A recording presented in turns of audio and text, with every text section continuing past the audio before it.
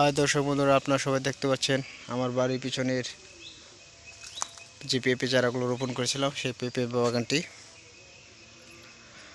এই বাগানের পেঁপে চারাগুলো সব পাতাগুলো ছত্রাকে আক্রান্ত হয়ে গেছে। এখন আপনাদের পরামর্শ চাচ্ছি যে এই পেঁপে বাগানে কি ওষুধ, কি বিষ প্রয়োগ করলে আর কি এই রোগ মুক্ত করা যাবে।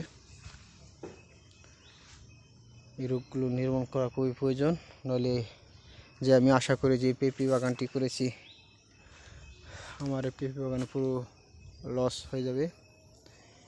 পেঁপে আসা শুরু করেছে কিন্তু পেঁপে গাছের অবস্থাগুলো ভালো না। হয়তো পেঁপে গাছগুলো ফলন তেমন একটা হবে না, হয়তো পেঁপে গাছগুলো মারাও যেতে পারে।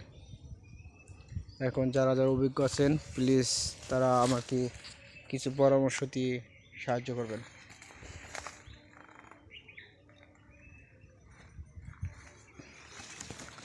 আমার এই ইউটিউব চ্যানেলটি খোলা হয়েছে কৃষি উন্নয়নের জন্য।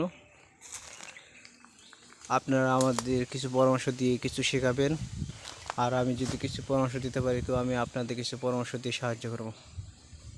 কিন্তু এই মুহূর্তে আপনাদের পরামর্শ খুবই প্রয়োজন আমার।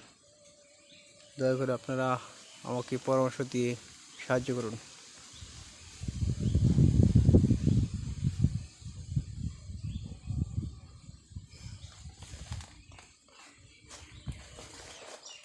দেখেন পেঁপে ফুল আসতেছে, পেঁপে আসতেছে, কিন্তু গাছের অবস্থা খুবই খারাপ।